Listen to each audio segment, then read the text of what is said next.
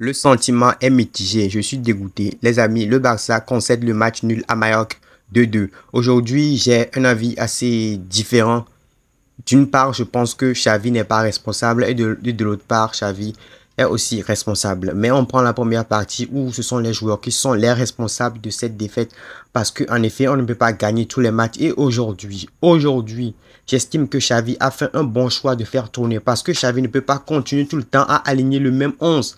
Parce que le Barça a des joueurs fragiles qui peuvent se blesser à tout moment. Ces mêmes personnes qui sont en train d'accuser Xavi que Xavi a fait des mauvais choix, ce sont ces mêmes personnes qui viendront dire ici que Xavi a mal géré son effectif.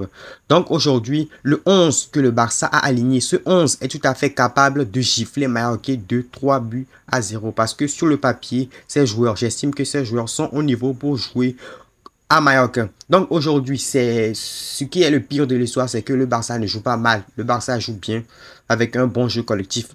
Peut-être un peu de lenteur, mais le Barça joue bien. Le truc à retenir aujourd'hui, c'est quoi? Ce sont les erreurs défensives. Les erreurs défensives du Barça. Tu ne peux pas jouer très bien, construire de bonnes actions, essayer de marquer et à chaque fois tu donnes des cadeaux à l'adversaire. C'est pas possible. On ne gagne pas comme ça. Aujourd'hui, qu'est-ce que Mallorca a proposé?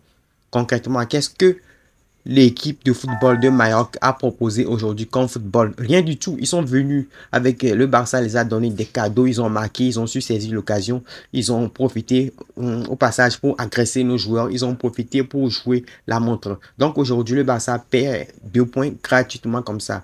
Sachant que le Real Madrid a perdu hier, il fallait mettre la pression sur le Real Madrid aujourd'hui en leur donnant 4 points d'avance. Mais non, le Barça a concédé le match nul et le Real Madrid a l'occasion de reprendre le trône de la Liga dès demain. De l'autre côté, je dirais que Xavi est aussi responsable parce que Xavi a aligné une nouvelle charnière, c'est-à-dire Araujo et Inigo Martinez. Cette charnière, si je ne me trompe pas, n'a jamais débuté un match. Donc, et c'est pour ça qu'on dit dans le football, il ne faut pas changer de charnière centrale comme ça. Les charniers centraux plutôt sont très importants. Mais comment Xavi pouvait faire? Nigo Martinez est revenu de blessure, donc lui aussi doit jouer. Araujo est prêt. Il a d'ailleurs fait un bon match, il doit jouer. Mais ce qui est bizarre, c'est quoi? C'est que Christensen peut se blesser. C'est un joueur fragile. Et Jules Koundé a enchaîné tous les matchs. Même avec l'équipe de France. C'est le seul joueur qui a débuté tous les matchs avec Stegen. Donc, Jules Koundé aussi doit se reposer parce que la saison est longue, les amis. Donc, aujourd'hui, l'erreur que je dirais que Xavi a fait aujourd'hui, c'est au niveau de l'axe central. Sinon, à part ça, rien à reprocher à Xavi. Les changements ont été pertinents. Les joueurs ont bien joué, mais il y a eu des erreurs. Surtout au niveau de la défense, Ter Stegen a fait une grosse erreur aujourd'hui, mais on ne peut pas l'en vouloir. Parce que ce que cet homme a fait pour le club, ça serait de l'ingratitude de venir et de taper sur Stegen aujourd'hui.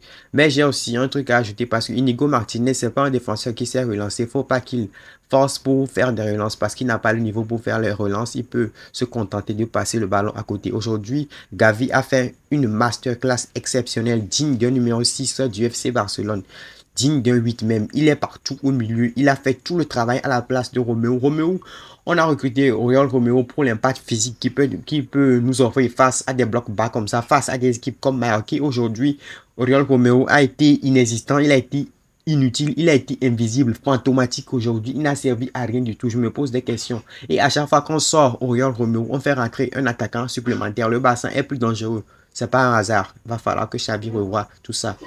Parlons maintenant de Rafinha qui aujourd'hui a fait 2 stats, c'est-à-dire une passe décisive et un but.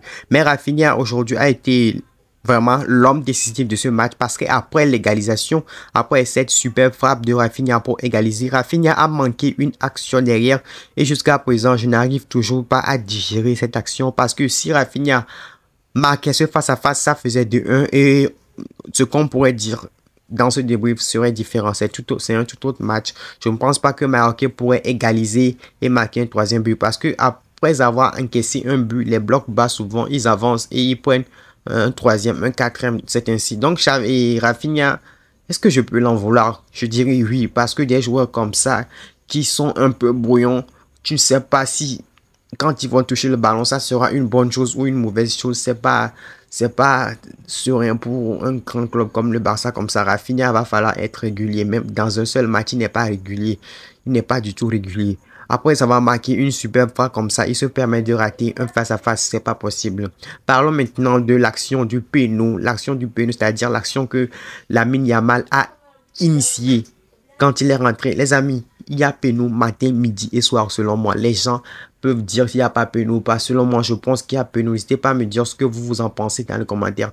Parce que son pied empêche Lamine d'avancer. Son pied empêche Lamine Yamal d'avancer. Son pied a touché le pied de Lamine Yamal. Donc, je dirais qu'il y a pénalty matin, midi et soir. Donc, le joueur de Maroc et le staff de Maroc, ils ont essayé de faire pression sur l'arbitre. L'arbitre, tout d'abord, au début, l'arbitre était catégorique. Ensuite, l'arbitre est parti voir la VAR. Je ne sais pas ce qu'il a vu. Il a dit pas de péno. À chaque fois, je me demande si je dois refaire une vidéo après cette débrief. Je n'en refais pas parce que ça dépend des retours qui arrivent sur cette vidéo. Vous êtes nombreux à regarder les vidéos. Je vous remercie. Pour ceux qui prennent le temps de la regarder, de lâcher le pouce bleu. N'hésitez pas à donner vos tops et vos flops en commentaire. On est ensemble, on s'abonne.